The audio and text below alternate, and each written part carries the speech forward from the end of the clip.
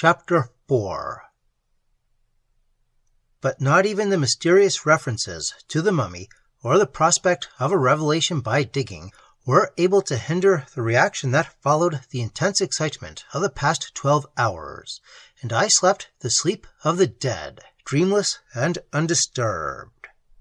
A touch on the shoulder woke me, and I saw Dr. Silence standing beside the bed, dressed to go out. "Come," he said, "it's tea time. You've slept the best part of a dozen hours." I sprang up and made a hurried toilet, while my companion sat and talked. He looked fresh and rested, and his manner was even quieter than usual. "Colonel Wragge has provided spades and pickaxes. We're going out to unearth this mummy at once," he said, "and there's no reason we should not get away by the morning train." "I'm ready to go tonight, if you are," I said honestly. But Dr. Silence shook his head. "I must see this through to the end," he said gravely, and in a tone that made me think he still anticipated serious things, perhaps. He went on talking while I dressed. "This case is really typical of all stories of mummy haunting, and none of them are cases to trifle with," he explained. "For the mummies of important people, kings, priests, magicians, were laid away with profoundly significant ceremonial, and were very effectively protected, as you have seen, against desecration, and especially against destruction. The general belief," he went on, anticipating my questions, "held, of course, that the perpetuity of the mummy guaranteed that of its ka, the owner spirit, but it is not improbable that the magical embalming was also used to retard reincarnation, the preservation of the body preventing the return of the spirit to the toil and discipline of earth life. And in any case, they knew how to attach powerful guardian forces to keep off trespassers. And anyone who dared to remove the mummy, or especially to unwind it, well," he added with meaning, "you have seen, and you will see." I caught his face in the mirror while I struggled with my collar. It was deeply serious. There could be no question that he spoke of what he believed and knew. "The traveler brother who brought it here must have been haunted too," he continued, "for he tried to banish it by burial in the wood, making a magic circle to enclose it. Something of genuine ceremonial he must have known, for the stars the man saw were of course the remains of the still flaming pentagrams he traced at intervals in the circle. Only he did not know enough, or possibly was ignorant, that the mummy's guardian was a fire force. Fire cannot be enclosed by fire, though, as you saw, it can be released by it." "Then that awful figure in the laundry?" I asked, thrilled to find him so communicative. "Undoubtedly the actual ka of the mummy, operating always behind its agent, the elemental, and most likely thousands of years old." "And Miss Wragge?" I ventured once more. "Ah, Miss Wragge," he repeated with increased gravity. "Miss Wragge." A knock at the door brought a servant with word that tea was ready, and the colonel had sent to ask if we were coming down. The thread was broken. Dr. Silence moved to the door and signed to me to follow, but his manner told me that in any case no real answer would have been forthcoming to my question. "And the place to dig in?" I asked, unable to restrain my curiosity. "Will you find it by some process of divination, or—" He paused at the door and looked back at me, and with that he left me to finish my dressing. It was growing dark when the three of us silently made our way to the 12-acre plantation. The sky was overcast, and a black wind came out of the east. Gloom hung about the old house, and the air seemed full of sighings. We found the tools ready laid at the edge of the wood, and each shouldering his piece, we followed our leader at once in among the trees. He went straight forward for some 20 yards, and then stopped. At his feet lay the blackened circle of one of the burned places. It was just discernible against the surrounding white grass. "There are 3 of these," he said, "and they all lie in a line with one another. Any one of them will tap the tunnel that connects the laundry, the former museum, with the chamber where the mummy now lies buried." He at once cleared away the burnt grass and began to dig. We all began to dig. While I used the pick, the others shoveled vigorously. No one spoke. Colonel Wragge worked the hardest of the 3. The soil was light and sandy, and there were only a few snake-like roots and occasional loose stones to delay us. The pick made short work of these, and meanwhile the darkness settled about us, and the biting wind swept roaring through the trees overhead. Then, quite suddenly, without a cry, Colonel Wragge disappeared up to his neck. "The tunnel!" cried the doctor, helping to drag him out, red, breathless, and covered with sand and perspiration. "Now let me lead the way." And he slipped down nimbly into the hole, so that a moment later we heard his voice, muffled by sand and distance, rising up to us. "Hubbard, you come next, and then Colonel Wragge, if he wishes," we heard. "I'll follow you, of course," he said, looking at me as I scrambled in. The hole was bigger now, and I got down on all fours in a channel not much bigger than a large sewer pipe, and found myself in total darkness. A minute later, a heavy thud, followed by a cataract of loose sand, announced the arrival of the colonel. "Catch hold of my heel," called Dr. Silence, "and Colonel Wragge can take yours." In this slow, laborious fashion we wormed our way along a tunnel that had been roughly dug out of the shifting sand, and was shored up clumsily by means of wooden pillars and posts. Any moment, it seemed to me, we might be buried alive. We could not see an inch before our eyes, but had to grope our way, feeling the pillars and the walls. It was difficult to breathe, and the colonel behind me made but slow progress, for the cramped position of our bodies was very severe.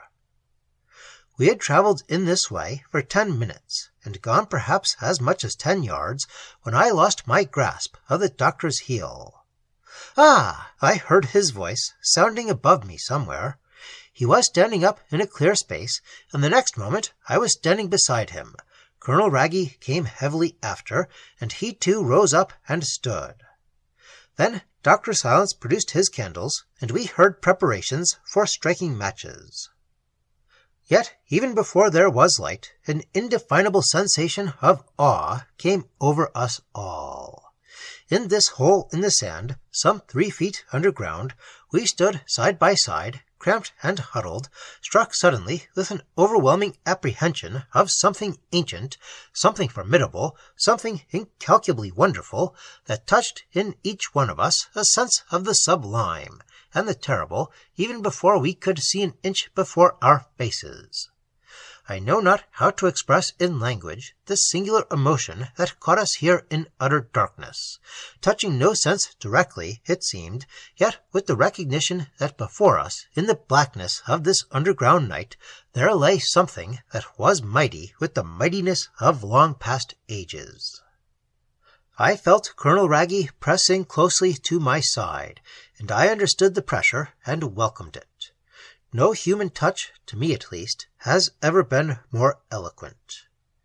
Then the match flared, the 1,000 shadows fled on black wings, and I saw John Silence fumbling with the candle, his face lit up grotesquely by the flickering light below it. I had dreaded this light, yet when it came, there was apparently nothing to explain the profound sensations of dread that preceded it. We stood in a small vaulted chamber in the sand, the sides and roof shored with bars of wood, and the ground laid roughly with what seemed to be tiles. It was 6 feet high, so that we could all stand comfortably, and may have been 10 feet long by 8 feet wide. Upon the wooden pillars at the side, I saw that Egyptian hieroglyphics had been rudely traced by burning. Dr. Silence lit 3 candles and handed one to each of us. He placed a 4th in the sand against the wall on his right, and another to mark the entrance to the tunnel. We stood and stared about us, instinctively holding our breath. "Empty, by God!" exclaimed Colonel Wragge. His voice trembled with excitement, and then, as his eyes rested on the ground, he added, "And footsteps! Look, footsteps in the sand!" Dr. Silence said nothing.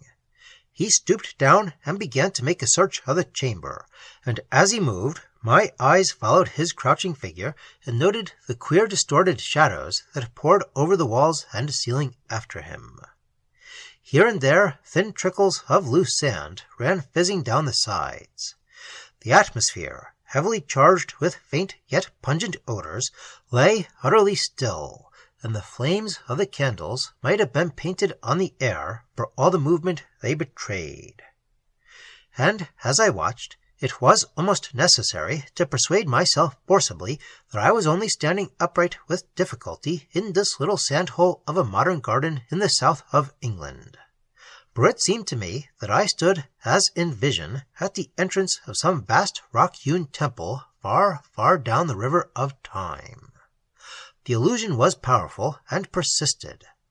Granite columns that rose to heaven piled themselves about me, majestically uprearing, and a roof like the sky itself spread above a line of colossal figures that moved in shadowy procession along endless and stupendous aisles.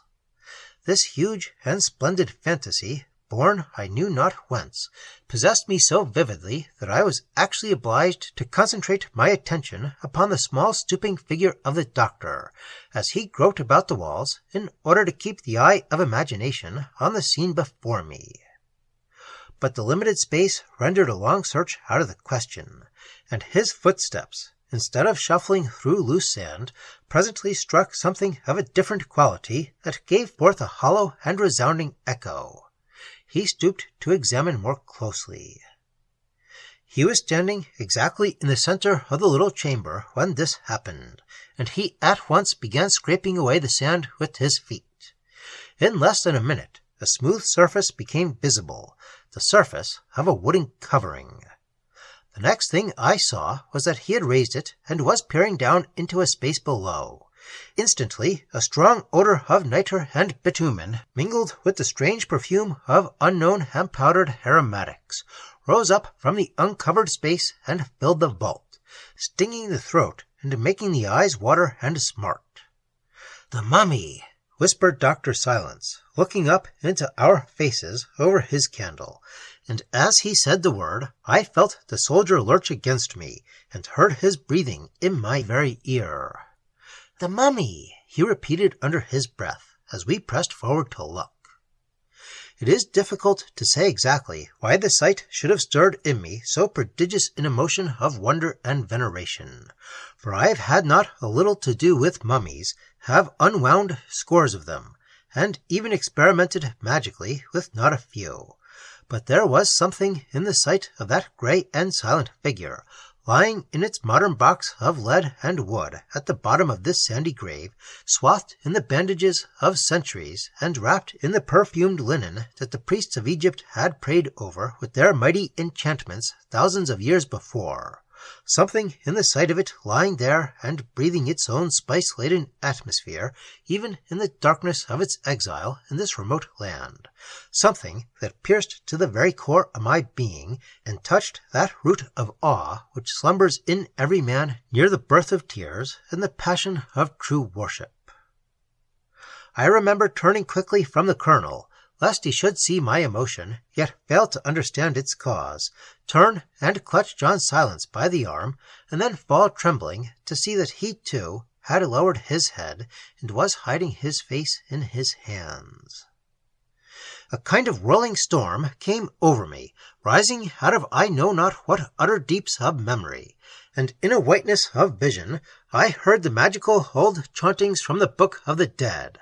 I saw the gods pass by in dim procession, the mighty immemorial beings who were yet themselves only the personified attributes of the true gods, the god with the eyes of fire, the god with the face of smoke. I saw again Anubis, the dog-faced deity, and the children of Horus, eternal watcher of the ages, as they swathed Osiris, the first mummy of the world, in the scented and mystic bands, and I tasted again something of the ecstasy of the justified soul as it embarked in the golden boat of Ra, and journeyed onwards to rest in the fields of the blessed. And then, as Dr. Silence, with infinite reverence, stooped and touched the still face, so dreadfully staring with its painted eyes, there rose again to our nostrils wave upon wave of this perfume of thousands of years, and time fled backwards like a thing of naught, showing me in haunted panorama the most wonderful dream of the whole world. A gentle hissing became audible in the air, and the doctor moved quickly backwards. It came close to our faces, and then seemed to play about the walls and ceiling. The last of the fire, still waiting for its full accomplishment, he muttered, but I heard both words and hissing as things far away, for I was still busy with the journey of the soul through the 7 halls of death, listening for echoes of the grandest ritual ever known to men. The earthen plates covered with hieroglyphics still lay beside the mummy, and round it, carefully arranged at the points of the compass, stood the 4 jars with the heads of the hawk, the jackal, the cynocephalus, and man, the jars in which were placed the hair, the nail parings, the heart, and other special portions of the body. Even the amulets, the mirror, the blue clay statues of the Ka, and the lamp with 7 wicks were there. Only the sacred scarabaeus was missing.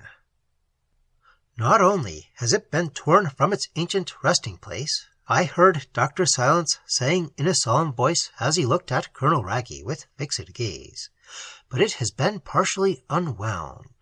He pointed to the wrappings of the breast, and the scarabaeus has been removed from the throat. The hissing that was like the hissing of an invisible flame had ceased. Only from time to time we heard it as though it passed backwards and forwards in the tunnel, and we stood looking into each other's faces without speaking. Presently Colonel Wragge made a great effort and braced himself. I heard the sound catch in his throat before the words actually became audible. "My sister," he said very low, and then there followed a long pause, broken at length by John Silence. "It must be replaced," he said significantly. "I knew nothing," the soldier said, forcing himself to speak the words he hated saying. "Absolutely nothing." "It must be returned," repeated the other, "if it is not now too late, for I fear. Colonel Wragge made a movement of assent with his head. "It shall be," he said. The place was still as the grave. I do not know what it was then that made us all 3 turn round with so sudden a start, for there was no sound audible, to my ears at least. The doctor was on the point of replacing the lid over the mummy when he straightened up as if he had been shot. "There's something coming," said Colonel Wragge under his breath, and the doctor's eyes, peering down the small opening of the tunnel, showed me the true direction. A distant shuffling noise became distinctly audible, coming from a point about halfway down the tunnel we had so laboriously penetrated. "It's the sand falling in," I said, though I knew it was foolish. "No," said the colonel calmly, in a voice that seemed to have the ring of iron. "I've heard it for some time past. It is something alive, and it is coming nearer." He stared about him with the look of resolution that made his face almost noble. The horror in his heart was overmastering, yet he stood there prepared for anything that might come. "There's no other way out," John Silence said. He leaned the lid against the sand and waited. I knew by the mask-like expression of his face, the pallor and the steadiness of the eyes, that he anticipated something that might be very terrible, appalling. The colonel and myself stood on either side of the opening. I still held my candle, and was ashamed of the way it shook, dripping the grease all over me, but the soldier had set his into the sand just behind his feet. Thoughts of being buried alive, of being smothered like rats in a trap, of being caught and done to death by some invisible and merciless force we could not grapple with, rushed into my mind. Then I thought of fire, of suffocation, of being roasted alive. The perspiration began to pour from my face. "Steady," came the voice of Dr. Silence to me through the vault. For 5 minutes, that seemed 50, we stood waiting, looking from each other's faces to the mummy, and from the mummy to the hole, and all the time the shuffling sound, soft and stealthy, came gradually nearer. The tension, for me at least, was very near the breaking point when at last the cause of the disturbance reached the edge. It was hidden for a moment just behind the broken rim of soil. A jet of sand, shaken by the close vibration, trickled down onto the ground. I have never in my life seen anything fall with such laborious leisure. The next second, uttering a cry of curious quality, it came into view. And it was far more distressingly horrible than anything I had anticipated. For the sight of some Egyptian monster, some god of the tombs, or even some demon of fire, I think I was already half prepared.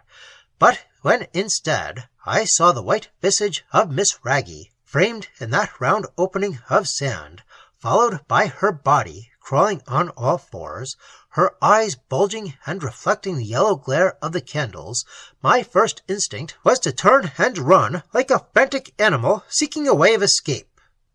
But Dr. Silence, who seemed no whit surprised, caught my arm and steadied me, and we both saw the colonel then drop upon his knees and come thus to a level with his sister.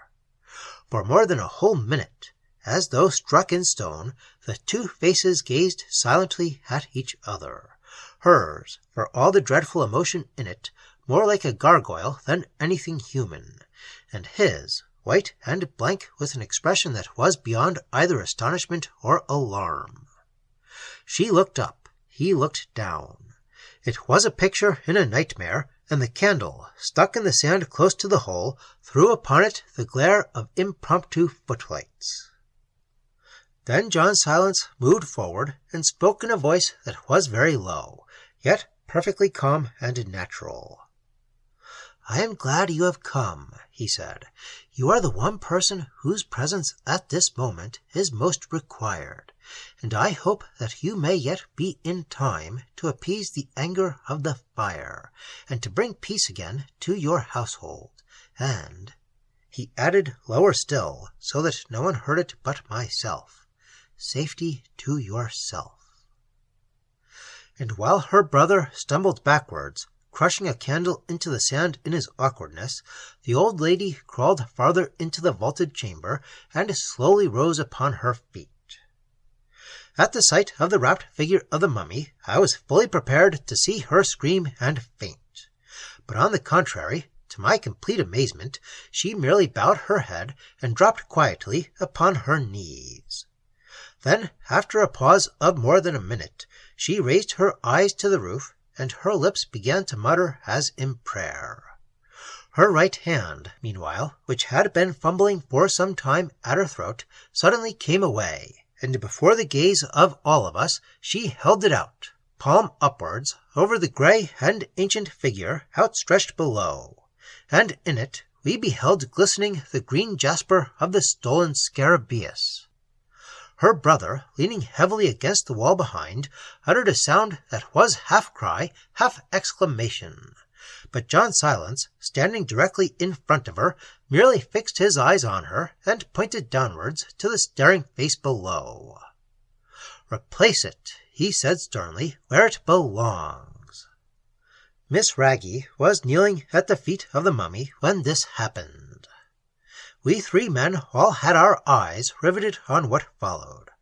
Only the reader who by some remote chance may have witnessed a line of mummies, freshly laid from their tombs upon the sand, slowly stir and bend as the heat of the Egyptian sun warms their ancient bodies into the semblance of life, can form any conception of the ultimate horror we experienced when the silent figure before us moved in its grave of lead and sand. Slowly, before our eyes, it writhed, and with a faint rustling of the immemorial cerements, rose up and, through sightless and bandaged eyes, stared across the yellow candlelight at the woman who had violated it. I tried to move, her brother tried to move, but the sand seemed to hold our feet. I tried to cry, her brother tried to cry, but the sand seemed to fill our lungs and throat. We could only stare, and even so, the sand seemed to rise like a desert storm and cloud our vision. And when I managed at length to open my eyes again, the mummy was lying once more upon its back motionless, the shrunken and painted face upturned towards the ceiling, and the old lady had tumbled forward and was lying in the semblance of death, with her head and arms upon its crumbling body. But upon the wrappings of the throat I saw the green jasper of the sacred scarabaeus shining again like a living eye. Colonel Wragge and the doctor recovered themselves long before I did, and I found myself helping them clumsily and unintelligibly to raise the frail body of the old lady, while John Silence carefully replaced the covering over the grave and scraped back the sand with his foot, while he issued brief directions. I heard his voice as in a dream, but the journey back along that cramped tunnel, weighted by a dead woman, blinded with sand, suffocated with heat, was in no sense a dream. It took us the best part of half an hour to reach the open air, and even then we had to wait a considerable time for the appearance of Dr. Silence. We carried her undiscovered into the house and up to her own room. The mummy will cause no further disturbance, I heard Dr. Silence say to our host later that evening as we prepared to drive for the night train. Provided always, he added significantly, that you and yours cause it no disturbance. It was in a dream, too, that we left. You did not see her face, I know, he said to me as we wrapped our rugs about us in the empty compartment. And when I shook my head, quite unable to explain the instinct that had come to me not to look, he turned toward me, his face pale and genuinely sad. "Scorched and blasted," he whispered.